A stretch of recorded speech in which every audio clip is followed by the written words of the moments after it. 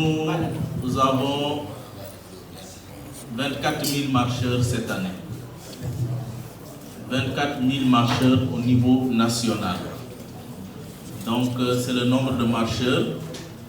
Et ils l'ont dit ici, il y a 3 lieux où ils vont quitter. Thiès, Cap-des-Biches et puis Mbour à la paroisse Saint-André. C'est les 3 lieux de départ des marcheurs.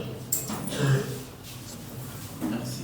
Merci pour cette précision, pour cette information très importante. Alors, est-ce que vous avez des questions? À quelques jours du grand rassemblement spirituel de Popenguine, le comité national d'organisation entre dans la dernière ligne droite des préparatifs une conférence de presse ce jeudi à Dakar pour dévoiler les temps forts de cette 138e édition très attendue. C'est le rosaire. On ne peut pas quitter nos maisons, aller jusqu'à Popenguine sans passer à la Vierge Marie, devant la Vierge Marie pour prier et lui confier nos soucis, nos fardeaux, pour qu'elle intercède pour nous auprès de son Fils. Tout pèlerin doit au moins passer le temps à la grotte pour prier Marie, afin que celle-ci soit à nos côtés et intercède pour nous auprès de son Fils. Et le dernier pilier, après la confession, la messe vécue, le cœur à cœur avec Dieu, la prière devant la grotte, les grâces reçues nous permettent de vivre le 5e pilier qui tourne autour des rencontres fraternelles, ce qu'on appelle la communion fraternelle avec nos frères et sœurs venus prier comme nous. Donc voici les 5 moments, chers frères, que nous devons chercher à respecter et à vivre. Je ne peux pas finir et je vais terminer par là en vous rappelant qu'au Sénégal, nous sommes quand même habitués à nous déplacer beaucoup en véhicule. On a entendu beaucoup de choses. Des gens qui vont jusqu'à dire: si tu n'as pas de macarons, tu ne peux pas aller au pèlerinage. Ce n'est pas possible. À Popenguine, il y a au minimum 5 parkings aménagés et de très grands parkings qui sont aménagés pour accueillir tous les pèlerins.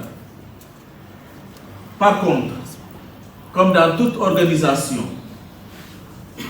il y a des lieux évidemment réservés pour telle ou telle catégorie de personnes et nous devons chercher à respecter cela. Nous tous, nous ne pouvons pas avoir le macaron. Mais aujourd'hui, depuis presque 1 mois, on est envahi par des appels. Je veux un macaron, je veux un macaron. Apprenons à effectuer nos moments de prière, de pèlerinage à pied. Beaucoup de pèlerins sont partis en Terre Sainte. Ils sont allés à Lourdes, ils sont allés à Rome. Ils ont vu qu'autour des sites où l'on vit ces moments forts, il n'y a jamais de véhicule. Les gens marchent. Apprenons à marcher. Les 3 parkings réservés aux différents pèlerins qui n'ont même pas besoin de macarons ne se situent pas, ne sont même pas à 1 km du sanctuaire. Le plus loin peut-être sera à 800 mètres du sanctuaire. Les 2 autres sont à 400-500 mètres du sanctuaire. Est-ce que nous ne pouvons pas faire des efforts, garer nos véhicules à ce niveau et marcher calmement, comme aimait dire notre cher père évêque Monseigneur Benjamin? Quelle joie quand on m'a dit: nous irons à la maison du Seigneur. Maintenant, notre marche prend fin devant tes portes, Jérusalem. En marchant, et Popenguine est tellement beau, on fait une montagne avec son chapelet à la main, en demandant déjà à la Vierge Marie, justement, de prendre tout ce que nous avons amené comme fardeau et de nous aider à rentrer léger de ce pèlerinage. Alors faisons cet effort. Les 2 autres parkings qui sont réservés en face du sanctuaire et de l'autre, l'ancien sanctuaire, sont justement réservés pour les autorités. Nous avons des autorités, que ce soit des autorités politiques, religieuses, et nous savons que Poponguine, quand même, tous nos frères et sœurs musulmans, les différentes familles religieuses sont invités à ce pèlerinage. Nous ne pouvons pas les inviter et les dire restez loin et marchez à pied. C'est à ces gens-là qu'il est donné des macarons pour accéder proche du sanctuaire et se garer là. Mais aussi pour les véhicules d'utilité publique. Quand je dis d'utilité publique, c'est-à-dire des ambulances, des voitures de la Sénélec, ou des voitures des personnes qui doivent agir au cas où il y a un problème tout de suite. Alors plus Poponguine est plus le périmètre du sanctuaire, plus on vivra mieux notre pèlerinage et on se sentira en sécurité. De toutes les façons, il est rare d'entendre l'accident de 2 piétons. Donc, je nous invite à faire cet effort, à apprendre à marcher pour vivre ces événements. Vraiment, merci à tous et j'invite la presse justement à relayer cette communication le maximum possible pour que tous nos frères et sœurs d'ici ou d'ailleurs, ceux et celles qui viendront vers Poponguine puissent venir dans la paix. Je ne peux pas tout dire. Il y a devant ici à ma gauche la commission de sécurité, nous avons la commission santé à ma gauche, nous avons ici la liturgie et la communication. Certainement, ils reviendront en ce qui les concerne sur certains aspects pratiques. Et nous avons aussi nos frères de la Révase qui nous aident chaque année à nous dépanner pendant les pèlerinages. Certainement, ils auront un moment aussi, ils prendront la parole. Et c'est nos frères musulmans qui, depuis des années, nous aident beaucoup pendant ce pèlerinage. Et c'est le moment de prier et de demander au Seigneur d'accueillir l'âme du mari d'Amina, Alima Dumes, qui était celle qui a beaucoup participé à cela et que le Seigneur a rappelé son mari il y a quelques semaines de cela. Merci beaucoup et je laisse à mon frère de parler wolof parce que moi je parle trop wolof. ci turu baay bi ak doom bi ak xel lu sell bi. Amen. mbokk yi ci kumpa Trinité gi leen la ñuy nuyoo ku nekk ci yéen taskatu xibaar yi di leen jox seen wàccuwaay di rafetlu seen teewaay file ak seen taxawaay ci waajtaayu Poponguine gi leen di pèlerinage yi ñuy waajal di ci nuyu ku nekk di leen ne pèlerinage ren dina am coppite yu bari moo tax ànd ceeg yéen bëgg waxtaan ak mbokk yi ku ci ne fa mu ne mu mën a jot li ñuy tuddee information wala xibaar bi war ndax mën a waajal pèlerinage bi na mu waree. bi ci jiitu mooy thème bi nga xam ne moom la sunu évêque yi di ñu proposer chaque année at bu ne ren ñu tibbee ko ci l'évangile Luc mu sell mi ci premier chapitre bi verset 30 bul ragal Marie ndax yiwu yàlla am ngeeg yow. thème bi lee dikk ci waxtu gi nga xam ne jafe-jafe àddina bari na njàkkare tiis xëj na laal nañu bari rawatina waxambaane yi ba ku ci ne xëj na di laajte ndax dina am buntu bi nga xam ne dina tijjeeku di doon buntu bànneex buntu jàmm buntu yaakaar. ci laajte yi ni mel ci tiis yi ni mel xëj na ci njàkkare yi ni mel baatu yàlla jaarale ko ci malaake bu sell gi ñëwoon gis Marie ndax xamal ko li yàlla namoon ci moom baat bi lee a ngi rii encore ci biir xol yi ndax wax ku ne bul ragal ndax yiwu yàlla am ngeeg yow. xëj na ci sa njàkkare ci sa jafe-jafe ci say métit mën nga ne ndax yàlla am ngeeg man est-ce que yàlla wàccuma waaye ci lii lee ñu xam ne yaakaar jeexul fa yiwu yàlla ne moo tax kàddu yi lee ñu gis ne ñëw na ci waxtu ga nga xam ne soxla nañ ko ndax bu ñu xoolee xar kanamu àdduna sile gis guerre yi di am jafe-jafe yi am ci wàllu économie wàllu politique fépp ci àdduna sile mën nañu ne kàddu yi le soxla nañu ko ndax yaakaar dellu si bul ragal yow mi nekk ci njàkkare bul ragal yow mi nekk ci jafe-jafe bul ragal yow mi nga xam ne yaa ngi laajte ndax yàlla bàyyiwu la yiwu yàlla am ngeeg yow te fu yiwu yàlla ne yàlla jeexu fa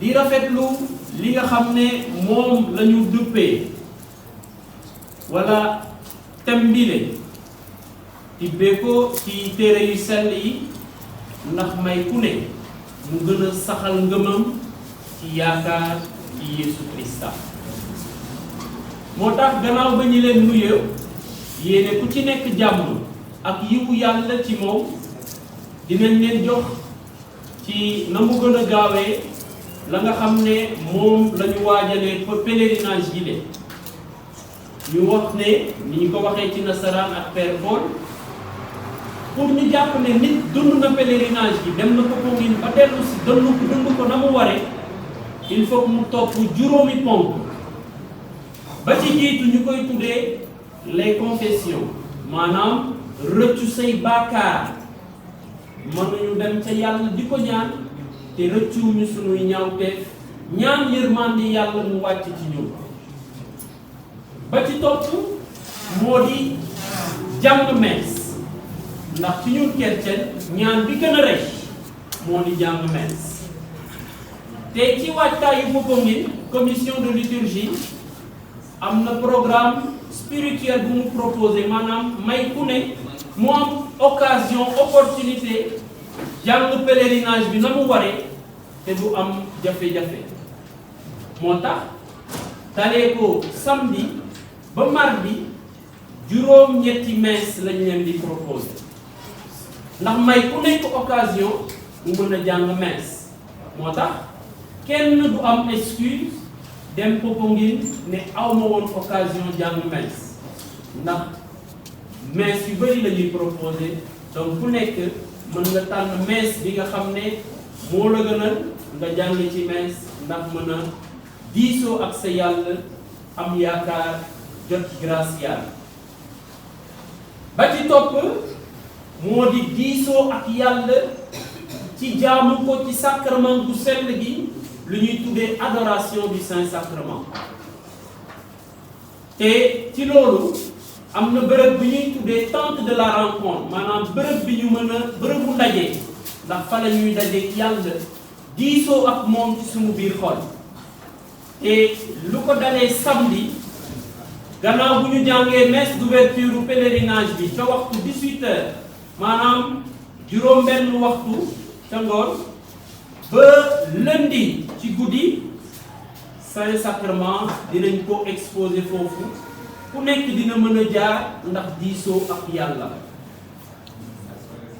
adoration Saint-Sacrement gi ne bu weesoo nee nañ beneen étape bi ñeenteel bi moo di dem ca grotu Mariama di sunu ndey di kii ñuy won yoon gi di jublu ca doomam ñu mën a diisoo ak moom it di mën a diisoo ak yàlla jaaree ko ca moom te li ñuy tuddee chapelet juróomeel bi mooy gi nga xam ne lépp li ñu ñaan naka la ñu koy mën a dundee ci jëf maanaam jëfu coofeel gisee ak ña nga xam ne sunuy mbokk lañu gëjoon nañu gisee pèlerinage gi maye ñu daje ñu mën a dund coofeel gi lee ak séddoo ndax loolu la ñuy tuddee communion fraternelle juróomi ponk yi lee ñooy tënk wala li nga xam ne moo ñuy yóbbu Popenguine baalu sunuy bàkkaar ci sacrement de confession dund messe l'eucharistie bu sell gi jaamu sunu boroom ci Saint-Sacrement adoration du Saint-Sacrement ñaan yàlla jaarale ko ci Mariama Chapelet dund coofeel ak sunuy mbokk ya nga xam ne ñoom la ñuy dajale Popenguine li lee moo di li ñuy tuddee le parcours du pèlerin ñaax pèlerin yépp yi nga xam ne dinañu ñëw Popenguine ñu mën a dund yile étape gën a ñaax it pèlerin yi buñ ko mënee ñu confessé sax balaa ñuy ñëw parce que Popenguine day bëri nit day xat te laba yi duñu doy pour mën a confessé ñëpp beneen woote gi moom la ñu jublu ci li ñuy tuddee macaron ndax ñu bëri dañ koy laaj yi ñuy taf ci oto yi xëj na ngir mën a dugg biir Popenguine waaye ren dañu ne Popenguine na muy xati ngir may ku ne mu mën a dem dikk ci kaaraange na mu ko soxlaye ñu wàññi oto yi ca biir Popenguine ndax ku nekk mën a dox jublu ca xolu sunu borom jaarale ko ci tànku Mariama ndax ànd ak moom di suñu ndey bi ñuy yóbbu ca Yeesu Krista di ñaax nit ñi ñu mën a comprendre ndaxte organisation na muy gën a avancé day am ay coppite yu bees ndax nit ñi gën a mën a dund li ñuy tuddee le volet spirituel xëy na am na benn étape aussi bi nga xam ne mën nañ koo wax coppite yi ci la gën a bokk ndax amoon na daan nañ ko dund mais dañ ciy gën a ñaax nit ñi mu di wax wàllu badge yi nga xam ne mooy xàmmekaay yi ñuy ñaax nit ñi ñu mën koo jënd ci paroisse yi daf ñuy may ñu mën a xàmmee pèlerin yi nga xam ne ñoom ñoo ñëw xam kan moo bokk kan moo ñëw pèlerinage ak kan moo ñëwul ndax dina am ñi nga xam ne xëj na geneen yi xel la ñuy am wala leneen moo leen indi Popenguine waaye nekkul xëj na jaamu seen borom badge boobule di xàmmeekaay dina may ñu mën a xàmmee pèlerin bu ne fa mu jógee ban diocèse la bokk ban doyen la bokk ban paroisse la bokk ñaareel bi mooy après chaque édition daf ñuy permettre ñu mën a xam ñaata pèlerin la ñu amoon maanaam lim gi na mu toll ñetteel bi mooy jënd badge boobu da lay may nga participer maanaam ne man jàpp naa ci organisation pèlerinage bi yii lee doon na vraiment woote yi nga xam ne bëggoon nañ ko def ñaan taskatu xibaar yi xëj na ñu tasaare ko ndax waajtaayu Popenguine jile ku nekk mën a am information yi war maanaam xibaar yi war ndax gën koo waajal ci biir xolam waaye li may wax ci volet liturgie wax naa ko vraiment am nañu célébration yu bëri di messe wax naa ne juróom-ñetti messe la ñu am dalee ko samedi ba mardi bi nga xam ne dernière délégation yi moo di délégation gambienne ak Ziguinchor ñi nga xam ne ñoo gën a sori mënuñu ñibbi lundi waaye mardi la ñuy ñibbi te balaa ñuy ñibbi dañ leen di jàngal messe ba pare ñu door a tàggatoo ak ñoom. am na yeneen ñaan ay liturgie des heures parce que avant chaque messe surtout messe yi mag yi 22h 10h bi déjà le dimanche day am chapelet ak benn congrégation religieuse bi nga xam ne xëy na dafa nekk ci jubilé ñu ñaax leen ñu mën ñoo gunge ci ñaanu chapelet wala ñaanu liturgie des heures. am na it la nga xam ne xëy na moom la ñuy dundee ak ñoom mu di wala ñaanu chapelet ci langue dañ koy def ci grotte. am na yeneen activité yu bari ci liturgie ya nga xam ne proposé nañ ko nit ñi ngir rek ñu mën a tënk ne pèlerinage bu ñu demee ba Popenguine nekkul foo moo ñu fay yóbbu nekkul leneen moo ñu fay yóbbu lu dul jaamu suñu borom jaarale ko ci suñu ndey Mariama mi nga xam ne mooy ndey gi ñuy gunge yóbbu ñu ba ci xolu doomu di ñaanal ku nekk jàmm di bawee ko ca yàlla ak yiw yadul jeex ndax sunu dund mën a méngoo ak leeru sunu borom mi dekkaliku na mu ko bëggee na mu ko yéene aduna si tey ba ca abada aussi le district sanitaire de Popenguine avec le lieutenant-colonel Simon Biram Ndiaye, que nous félicitons de passage pour son nouveau poste. Nous avons aussi les forces armées du Sénégal, les sapeurs, le SAMU national, SOS, les services d'hygiène aussi, que nous tenons vraiment à remercier. Donc, à part ça, nous allons vraiment entrer dans le vif du sujet avec le dispositif qui est mis au point. Ce dispositif sanitaire commence déjà par la marche pèlerinage. La marche pèlerinage qui a 3 axes de foyer de marche, avec Dakar, qui va mobiliser 10 ambulances, avec l'association Présence Médicale Saint-Luc. On a l'axe de Thiès, avec Présence Médicale Saint-Joseph de Thiès. Nous avons mobilisé aussi 5 ambulances, puis l'axe Mbour Petite Côte, avec Apex, où on mobilisera aussi également 5 ambulances. Avec la marche, nous avons aussi le pèlerinage proprement dit. Donc, l'équipe médicale fournira tous ses services à travers cet événement. Et nous tenons à préciser que au centre de santé de Popenguine, au village des marcheurs, à la grotte, au jardin d'enfants, il y aura vraiment un dispositif qui va fonctionner durant tout le pèlerinage. C'est important. Et nous aimerons aussi parler des badges par rapport à la santé, qui est c'est vraiment un acte très important par rapport à notre fonctionnement. Parce qu'au niveau des badges, il y a des renseignements et nous voudrons vraiment que les pèlerins mettent les responsables des doyers. Une fois que nous avons une personne, au moins il y a une personne ressource contact que nous pourrons déjà interpeller au besoin.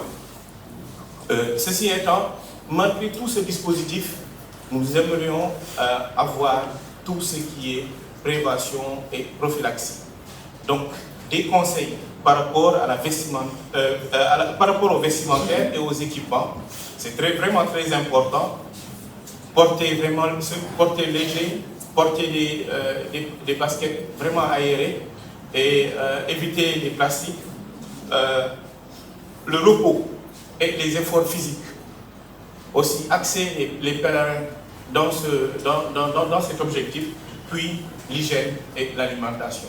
Donc ce sont ces 3 conseils que nous aimerions vraiment lancer et que vraiment que tous les pèlerins s'y atteignent pour nous aider à vraiment gérer tout l'aspect sanitaire du pèlerinage marial de Popenguine.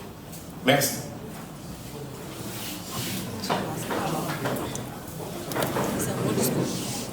Mbooloo mi comme nu ko waxee ci nasaraan man la docteur Yves Thiombane di nekk ci biir commission santé à travers comité national pèlerinage Popenguine. Nu mu ko bamtuwee ñun dañu commencé par gërëm ndax gërëm la ñuy commencé ak nguur gi fi nekk ñu yor kaaraangeewu wér-gu-yaram bi ak itam région médicalu Thiès ndaxte ñoom foofu la ñuy nekk te jàpp nañ si di dimbali ñu ci lu ñu soxla yépp ci wàllu wér-gu-yaram. Suñu ngërëm tamit dina dem si district bu Popenguine ak acteurs yi ñëw yépp di SAMU, SOS médecin, waa l'armée, service d'hygiène, sapeur-pompier ak acteurs yëpp. Bu ñu paree ci loolu noonu dañuy ñëw directement si lu ñuy wooye suñu dispositif bi en tant que tel ndaxte am nañu ñu ngi commencé par marche pèlerinage bi am nañu ñetti axe yoo xamante ni marche bi fa lay jógee maanaam axe Dakar ak waa Présence Médicale Saint-Luc moo xamante ni dañu mobiliser agent de santé yëpp ak 10 ambulances ak su Thiès ak Présence Médicale Saint-Joseph yoo xamante ni dañu mobiliser tamit agent de santé yi ak 5 ambulances ak su Mbour Petite Côte ak Apex yoo xamante ni dañu mobiliser tamit 5 ambulances ak agent de santé yi fay nekk ñu ngi ñaax tamit pèlerins yi nar a ñëw nañu yor seen badge yi def ci information yoo xamante ni dinañu amal njëriñ ñun côté santé bi ndaxte tey ñi fay ñëw su nekkee am nga kenn ku feebar soxla nañu xam ban référence la donc c'est très important ñoom ñu dugal responsable doyen yi ndaxte ñun am nañ seen contact dinañ leen mën a jot directement itam tamit ñu ngi ñaaxaale ñii feebar nañ ñëw ak seen i garab indaale seen i garab loolu dinañu dimbali bu baax ci liggéey wax itam ni ak dispositif bu ñu teg nii yëpp li ëpp solo mooy vraiment préparer terrain bi yëpp def yëpp de telle sorte que du ñu egg ci biir ay jàngoro du ñu egg ci biir ay feebar donc prévention bi ñaax nit yi ci colin bi ndaxte ak tàngaay bi naan ndox bu bëri ñaan nit yi si lu ñuy consommer di faral di lekk ndaxte loolu dafa am importance yooyu nëpp conseil yooyu yëpp mooy lu ñu leen di ñaan ñu mun ko wéyal ngeen mënal ñu ko tasal ci ñëpp ci biir Sénégal ak ñi nar a ñëw merci. Bonsoir à tous, chers pèlerins, chers fidèles. Je me présente, je m'appelle Thierry Charles King, je suis le président de la commission sécurité au niveau du CNTP national. Moi, comme j'aurais apporté quelques éclaircissements et quelques précisions concernant la sécurité, surtout, pas spécialement les macarons. Comme l'a dit en prélude le Père Paul, on peut faire des pèlerinages sans véhicule. Il y a des messages qui sont en train de passer sur les réseaux sociaux disant que sans macarons, on n'entre pas. Non, tel n'est pas le cas. Il y a 3 parkings dédiés aux véhicules non détenteurs de macarons. En venant de Dakar, à la première déviation à votre gauche, vous avez ce qu'on appelle le parking ancien hôpital, Tchoupam 3. C'est dédié aux petits véhicules, au mouvement de foulard et à la délégation étrangère. Ceux qui viennent aussi de Dakar, les bus peuvent se garer à ce qu'on appelle Popekin Serrer. Quant à ceux qui viennent de Nayan, il y a ce qu'on appelle le parking Dakar Demdik et Gros Porteur. Tous ces 3 parkings ne nécessitent pas de macarons. Maintenant, quant au parking nécessitant obligatoirement un macaron, c'est le parking Nouveau Sanctuaire, ancien village des marcheurs en face du Nouveau Sanctuaire. Et le parking Nouveau Sanctuaire est Tente de la Rencontre, qui est réservé spécialement concernant la Tente de la Rencontre au clergé religieux, religieuses qui devraient se présenter avec leurs célébrants pour pouvoir avoir accès. Et aux véhicules détenteurs de macarons organisation. Je dis bien, tous les véhicules détenteurs de macarons organisation devront stationner au niveau de la tente de la rencontre, parking tente de la rencontre. Quant au macaron spécial, uniquement réservé le lundi pour l'intérieur du sanctuaire afin de permettre aux véhicules utilitaires de pouvoir gérer certaines situations. Il y a la délégation officielle, les familles religieuses musulmanes, la conférence épiscopale et la diplomate. Les diplomates sont permis d'accéder à l'intérieur du sanctuaire.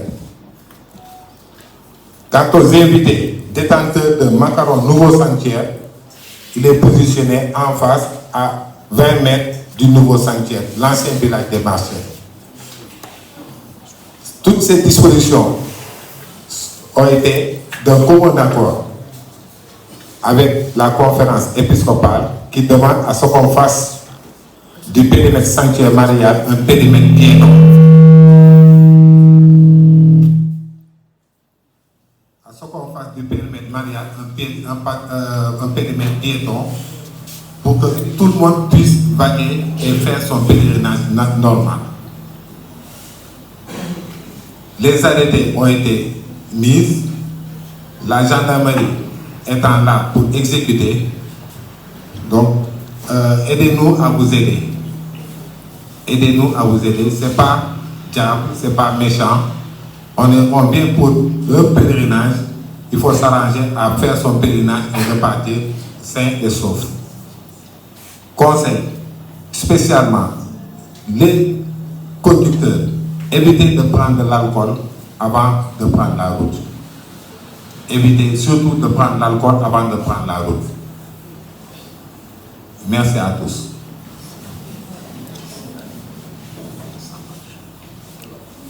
Un petit rappel concernant le badge. Il a été demandé par nos pères évêques que le badge est obligatoire dans le périmètre du sanctuaire. Tout pèlerin détenteur pas de badge ne pourra pas accéder dans le périmètre du sanctuaire. Merci de votre attention. Modi ci wàllu sécurité maanaam kaaraange nit ñi di ñëw ca Popenguine am na dispositif yi nga xam ne commission sécurité moom la def. ma ne ci wàllu kaaraange gi nga xam ne moo war ci ñi di ñëw Popenguine commission sécurité nii la defee dispositif gi nga xam ne moo ñuy may ñu mën a dund pèlerinage yu jàmm. maanaam oto yi nga xam ne dañuy ñëw Popenguine am nañu ñetti parking ya nga xam ne aajoowul nga am macaron ndax ñëw Popenguine mën nga ñëw Popenguine te doo am macaron.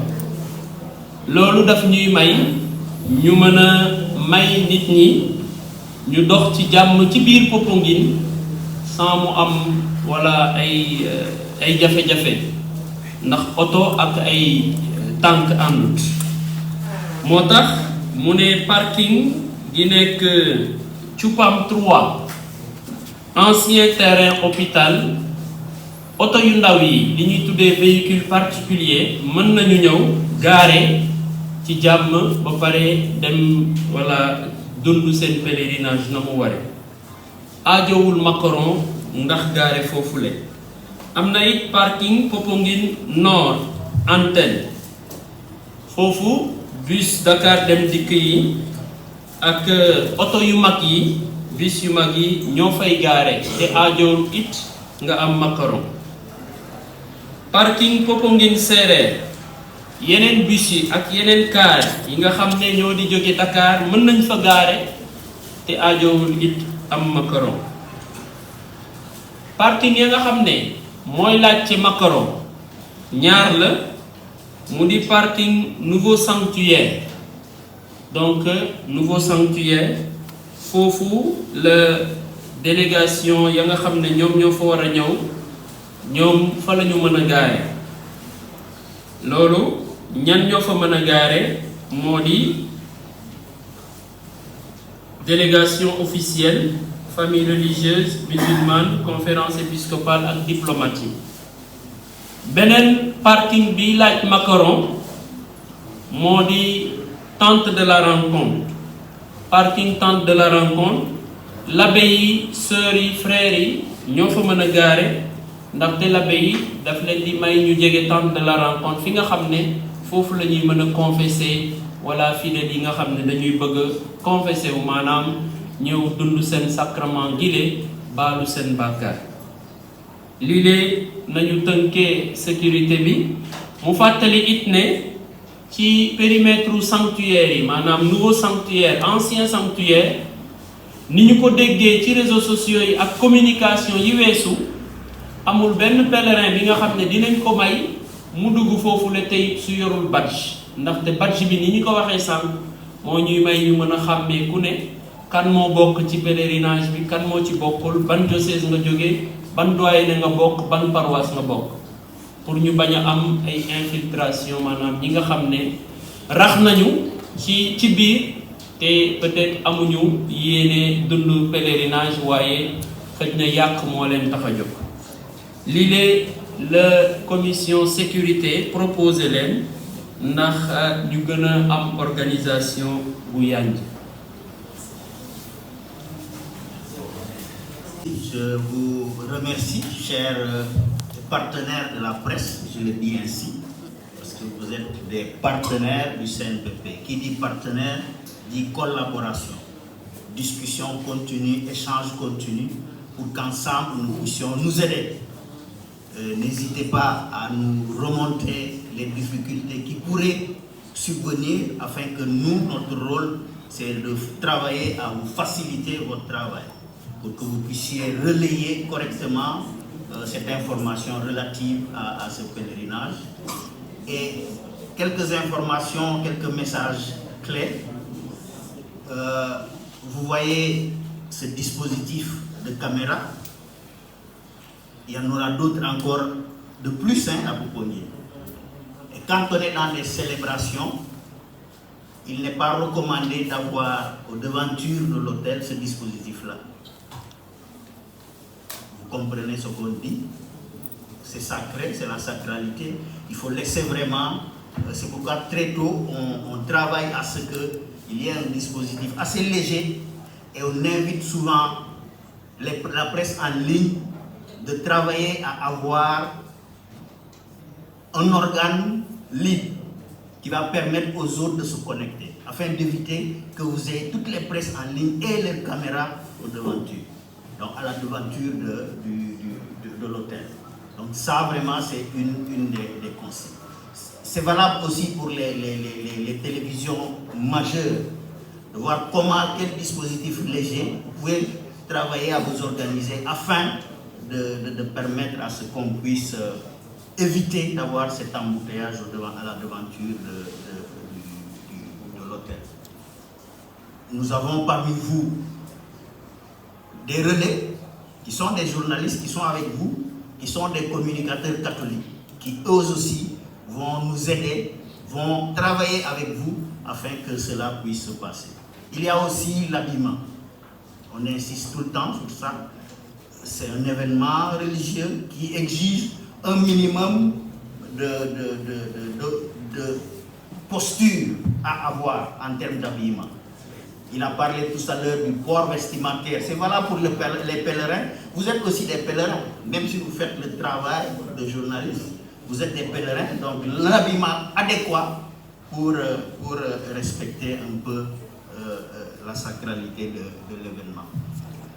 Une troisième information, un message important. Nous avons commencé à distribuer les badges, à vous remettre les badges.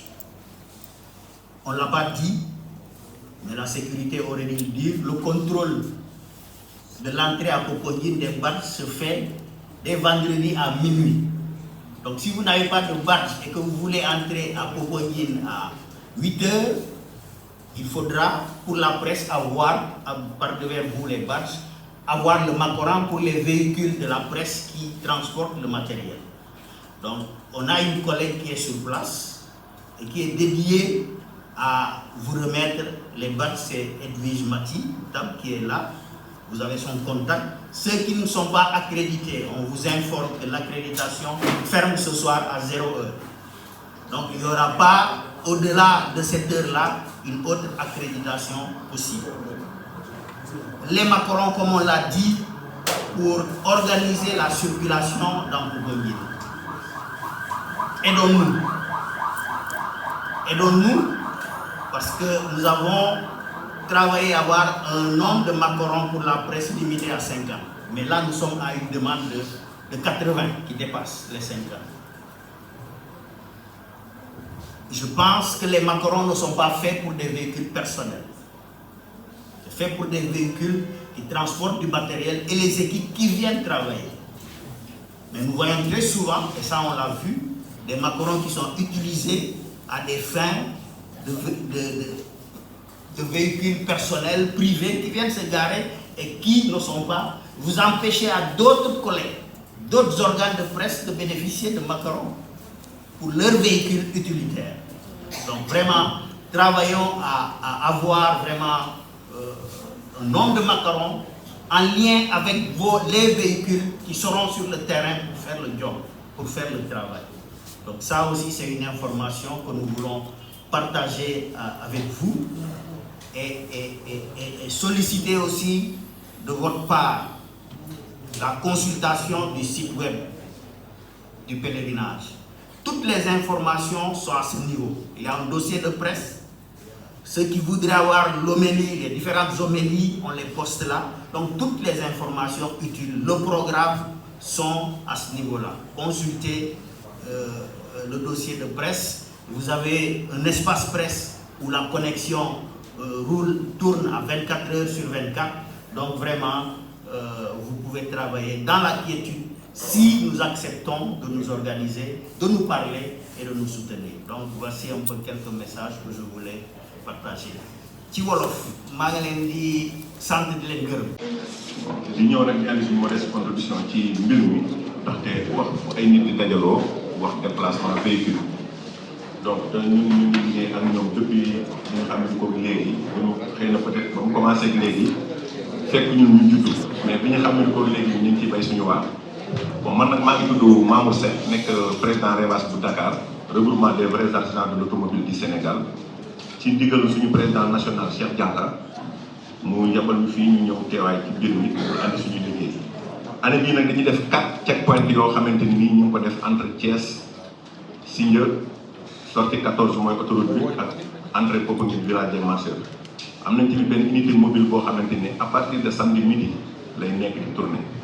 Donc ñuy wax képp koo xamante ni da ngay ñëw rek nga jéem a vérifier sa oto d'abord dans un premier temps ndax yàpp sa njaboot dikk ba en cours de route mu panne dafa métti déjà day daal di xaw a yàq sa kii tuuti mais de ce fait comme mu demee noonu toujours am nañ ay numéros yoo xamante ni moom ngeen di mën a woote comme ça képp koo xamante ni amul benn anomalie bu mën a doon bul jéem dara fexeel ba woote ci numéro yi foo mën a nekk ci entourage boobu diggante Saint-Louis ba ni ngay duggee Popenguine wala diggante Matam ba ni ngay egsee Popenguine parce que territoire Sénégal bi yëpp lañu am ku ci nekk saa yoo woote ci ñeenti numéro yi du moins di nga am ku la réceptionné di nga la 24 heures sur 24 lépp loo bëgg dina la ko defal gratuitement te doo fay dara parce que ñu nit ci jaamu yàlla bi ci lañ bokk.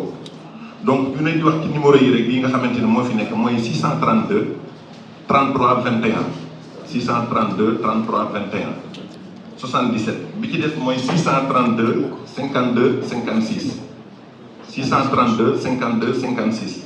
bi ci des mooy 77 740 440 du moins 44 71 440 44 71 bi ci des mooy 77 440 71 39 4 numéros yooyu H24 la ñuy tàmbalee di tourner diggante samedi 8h ba lundi à 20h ñu ngi périmètre Popenguine bi à tout instant boo leen ñu soxlaa boo ñu woowee rek incha allah ñu def le maximum fekk la fa nga nekk dépanner la gratuitement nga dem jënd sa pièce ñu monter la ko gratuitement parce que dañoo bëgg ci tiyaaba ji di leen sant yéen ñëpp di leen gërëm jërëjëf merci beaucoup.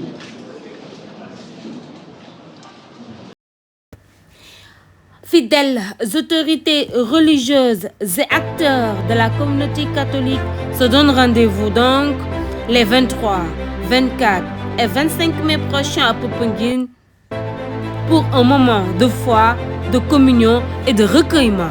Mia Sow, journaliste à la LDS TV, Lumière du Sénégal TV.